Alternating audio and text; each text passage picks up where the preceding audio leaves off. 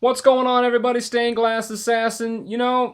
I'm reading a lot of news articles today. I'm watching, reading a lot of bloggers, watching YouTube videos, and it's a reoccurring trend. Everything is negative. Everything is angry. Everyone's angry. Everyone's upset, and rightfully so. I mean, everything that we geeks love is slowly being destroyed by the woke agenda. We recently saw that He-Man is a bait and switch, Kevin Smith is a liar, and that's, a disaster. It looks like Snake Eyes stepped in its own crap, and that looks like it's being eviscerated by critics. Marvel DC continues to pump out woke garbage. And I keep seeing this day after day, and I've made videos myself. And I actually was going to make a video today talking about the state of comics, about kind of my feelings on it. But you know what? I thought, I don't want to make a negative video. I've watched so much negativity today, and today's a good day. So I want to talk about a video that's going to put a smile on my face. And the only thing that's been kind of consistently good thus far in my kind of geek sphere has been manga. So I want to talk a little bit about what I've been reading in the manga world and see what you are reading. Maybe you got some good suggestions for me. So anyway, I've only been reading manga kind of intently for about a year now, and I've always been aware of manga, obviously. My cousin, who I'll bring up in this video and on this channel many, many times because he's the biggest kind of influencer of my geek life. He's older than I am. He's 10 years older, so he's been around, and he's always had a lot of comic books and toys, and he's big into Star Wars and all that. So my influence was heavily drawn from his interests. But anyway, so I've known about manga for a long time, and of course I've always seen the volumes at the comic store, but I wasn't really big into anime in high school or college. And when I saw the books, I always just figured, okay, that must be the source material. It just wasn't for me at the time. I'm not saying that it was bad. It's just I never got on board. I'm kind of like many of the, or at least the people that I know, the Western comic readers. I was the hamburger hot dog American. I was happy with my Batman, Superman, Spider-Man. So I spent all my money on that. Of course, over the last 5 or 6 years, the woke agenda has all but destroyed Marvel and DC, so I haven't picked up a Marvel DC comic in the last 8, 9 months. And basically, all my attention for new comics has been focused on manga. Of course, there's so much out there that I didn't know where to start, so naturally I went to who I would consider the expert in my circle, which was my cousin. So the first thing I noticed was it's just so much. I mean, obviously it's been around for as long as comics have been. It's just that it's now more accessible, more than ever. And I go to a website and take a look at one of the portals, and I'm just blown away by the sheer amounts, but also the sheer amount of genres that are out there. You can get volleyball, you could get hockey, golf, fishing, heroes, you could get fantasy, you can get magic, vampires, you name it. I mean, it's out there. There's romance, slice of life. It's just astounding, and that immediately got my attention. So I'm a huge fantasy fan. I love Dungeons and Dragons, Lord of the Rings, high fantasy, sword and sorcery. So the very first thing I searched for was some type of fantasy. So the first one that I found, which is probably one of my favorites right now, it's kind of a tie between two, but the first one would be Dragon Quest, the Adventure of Dai. Now, of course, that's based off of the 80s, well, in America it was called Dragon Warrior, I think until like 2005 or something, and then they went back to Dragon Quest, but so naturally I had to pick that up. I love the original Dragon Warrior series, so after reading just one volume, I fell in love with it. It's fun, it's entertaining. I recognize all the monsters from the video game, and of course it's got that kind of classic, the young protagonist has powers that he doesn't realize or doesn't, fully grasp, and we're going to see those powers. I assume I'm only up to volume 4 right now, but we're seeing him grow. His friends, they travel from country to country, just like in the video game. You have to travel all throughout the world map. And thus far, I haven't been able to put it down. It's been a blast. The other book that I've been, just burning through is Delicious in Dungeon. Now, this book, first and foremost, let me just say I got this book because my cousin is really big into cooking manga. He's got 3 that he really loves. There's one that's just about baking. That's all they do, just bake. It's not magic, it's not vampire baking, it's just baking. But then he has 2 other ones. One's like an RPG. It's kind of hard to explain. It's like they bake and they level up and they get more cooking powers. I'm not really sure.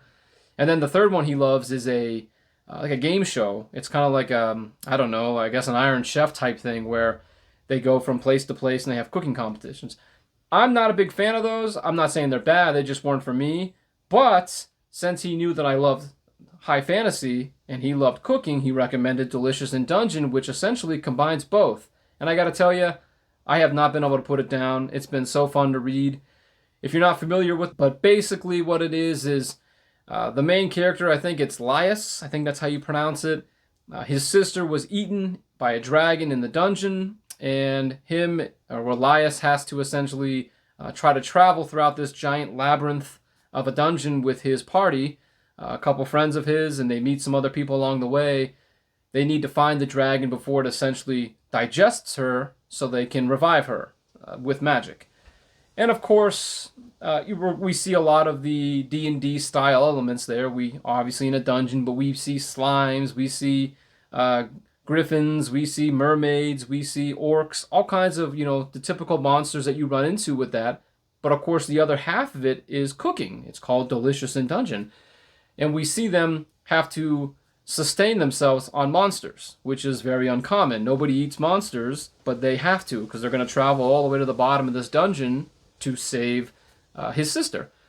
And of course, it's great because we see them capture the monster and then prepare it, but we see it in depth. We see them use herbs and spices, and we see different cooking methods, deep frying and pan frying and boiling, and then we see the finished product, and it's just like a cooking manga. So it was a concept that it just I didn't think existed, but it's so cool to see that I recommend it to everybody, even if you're not a big cooking or fantasy fan.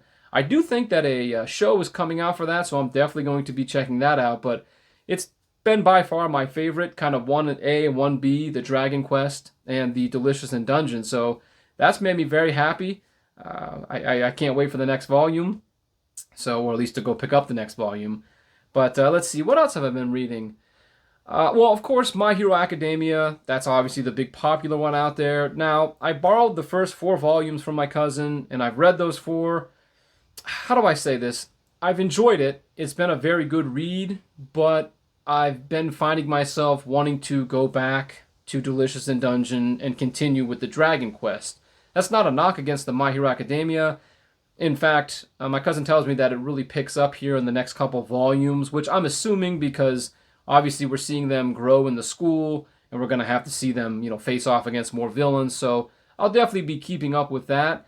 But it's been interesting, definitely a different take on. In fact, you know what it reminds me of?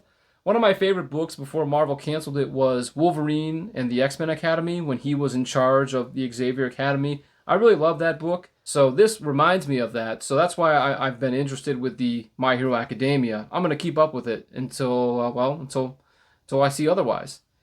I finished up the entire series of, I believe it's pronounced Plus Anima, or maybe Anima Plus. It's only 10 volumes. It was nice, short, but it was a cute read. I really enjoyed this book. It has, if you're not familiar with this book, it's essentially humans, when they're put under a certain stressful situation, can develop like anamorphic abilities. They have animal abilities. Like for instance, the main characters, one of them has crow anima, as they call it. He has black wings and he can fly. The other one is essentially a fish anima. He's essentially a merman. One of the main characters also has a bear anima, where he has this giant bear arm and he kind of uses that for his power. And it's interesting because they're all preteens or just teenagers, so you get a kind of a vibe of X-Men, kind of early X-Men, where these anima in their universe are outcasts, if you will, or they're not essentially welcome. In some areas they are, but generally, like in one area, they're essentially slaves. But it kind of reminded me heavily of the old school X-Men. And of course, we see the young protagonists grow as as they meet one another and they travel all throughout the world, and they get into trouble or side adventures along the way. But again, it's just a real cute book. I definitely recommend it if you're getting into manga and you happen to be an X-Men fan. It's similar. I'm not saying it's exactly the same, but they don't necessarily have villains they fight against. But it's a good book, and it's short too. I think it was only 10 volumes, so I had no trouble burning through that book either. So 2 thumbs up for that. I picked up a few of Fairy Tail. that seems to be right up my alley. I've only read the first 4 chapters of Fairy Tail, Volume 1, but it's got everything I'm looking for, magic, it's got the mages. I really like that cute cat. I think it's Happy is the cat. So um, it definitely seems to be everything that I'm looking for thus far. I think there's a huge amount, though. There's like 300 or 400 chapters of it, so I got a lot of work ahead of me, but I'm excited. That's the thing, if you haven't noticed, like I said, I have a smile on my face because I'm excited with all these books because unlike Marvel and DC, I'm not disappointed when I'm reading them. I'm not dreading going back, oh, here comes the next Superman. Oh, let's see what they do with this issue. No, I just can't wait. I flip through the next Dragon Quest. I'm like, great, let me see what's going on in the next volume. I want to see the next chapter. That's what I'm thinking about right now, actually. I can't wait to finish this video because I have the next volume I want to read. So it's been a nice change of pace. I've really enjoyed it, and I'm really kicking myself in the ass for not getting on board with the manga kick until now. But hey, better late than never. There is one book that I kind of fell off with. I kind of stopped reading after a little while. I picked up a couple of the first volumes and wasn't completely sold, but it's called Remonster. My cousin highly recommended this book, and I kind of dropped it after the first 2 volumes, but he insisted that I keep going, so I borrowed the next couple from him.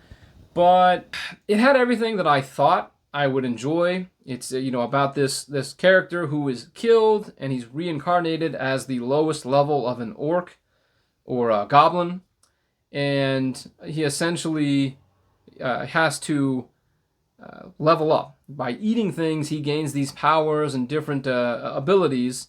And although it started off very interesting, and we see the character grow, and he eventually takes over kind of the clan that he's starting off in, and he becomes kind of the leader. It kind of got boring after a while because it was like 25 chapters of just kind of the same thing. He runs out, eats a character, or eats a monster, gains the ability. He even eats like weapons and things, and he gains the ability, but it didn't really go anywhere.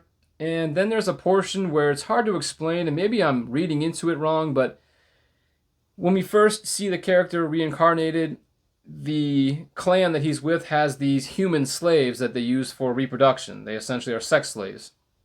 And he gives these humans a vial of poison to essentially kill themselves because they want to die. And he's against it.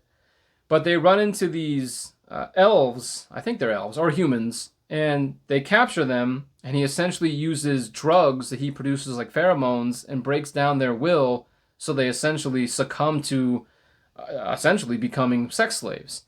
And then he puts these like earpieces on them, and they become completely obedient to them, like the members of of his clan. So I don't know. I don't know if I'm calling it rape because I don't want to insult the writer, but it just felt kind of rapey to me. I just didn't want to go on with it because it just felt weird.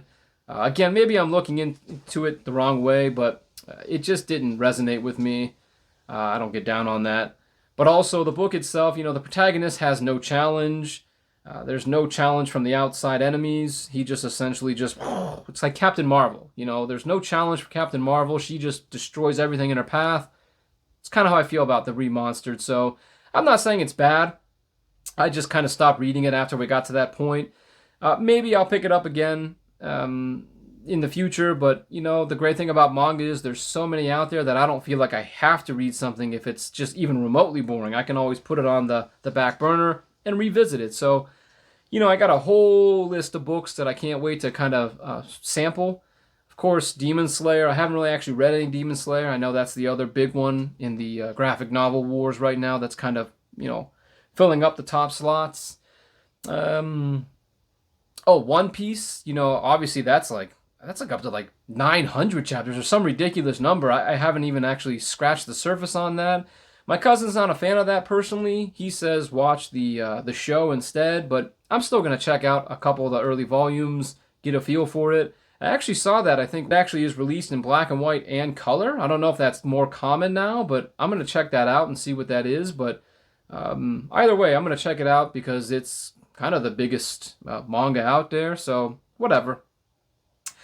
But on top of that, what makes me really happy about manga right now is I see the creation that these artists, well, it's the artist slash writer, they put into the books, and you can tell the amount of time, the care, and the attention to detail that they put into it. And it's really lost in the Western comics today. I mean, I'm not saying that all Western comic writers or artists are bad, but I think the biggest problem is that there are many out there that just aren't familiar enough with the character. So when they write them, they lose some of the subtle kind of nuances that make Batman or Aquaman a fan favorite. But you don't get that like in Delicious in Dungeon. We see the characters grow. Okay, we see Laius and Senshi. That's a couple of the other characters, and we see them grow together. But they're the same type of character throughout every chapter. You know what I mean? They have the same quirks. They have the same drawbacks. They have the same strengths because it's the same writer. In Western comics, we see, okay, so Jim Jones is on Aquaman for 12 issues, and then we get a brand new writer and a new artist after that.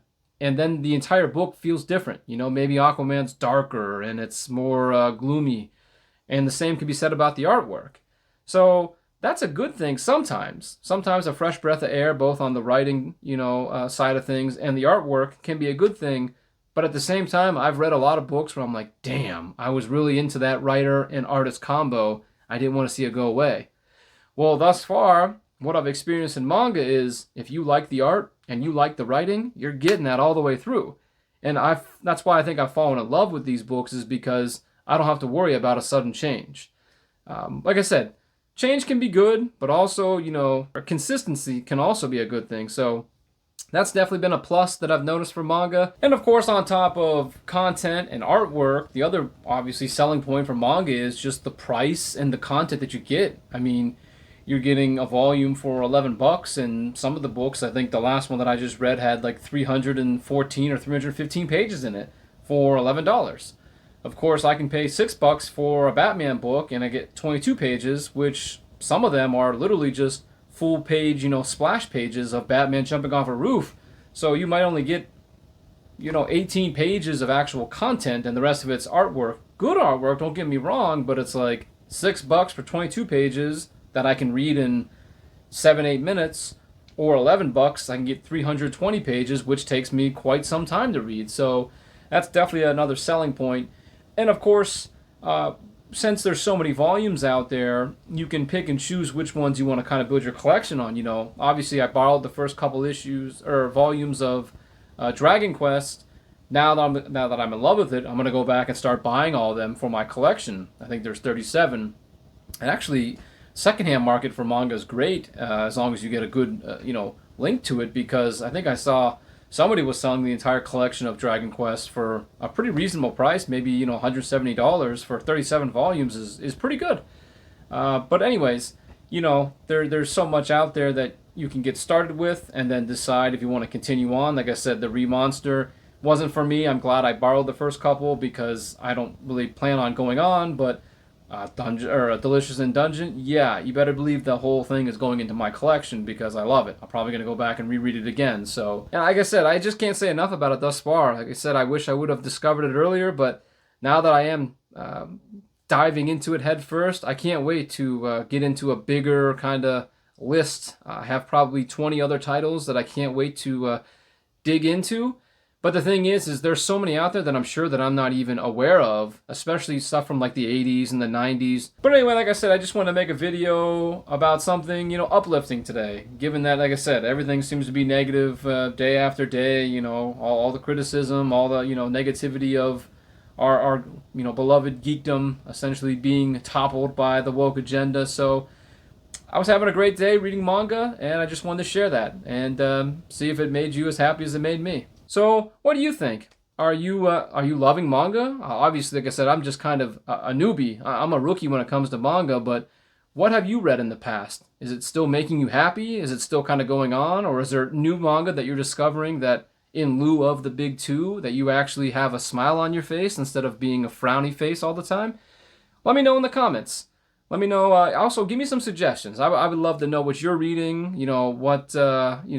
What's hot, what's not, something that is kind of the hidden gems, because those are usually kind of the coolest ones, something that you just don't know exists. So Let me know down there. Like and subscribe so you know when the next video comes out. And until then, thanks for watching. I'll see you next time.